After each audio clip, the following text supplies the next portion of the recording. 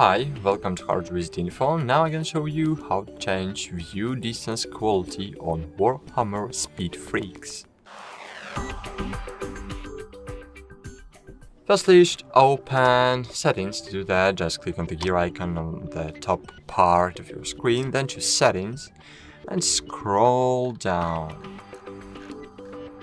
Here you will see view distance quality. So as you can see, it scales the quality of ground clutter and foliage, moderate impact in performance. So, it determines how far into the distance objects are rendered in high detail.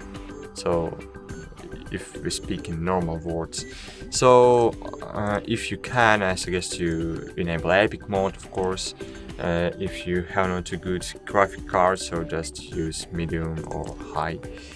So that's it.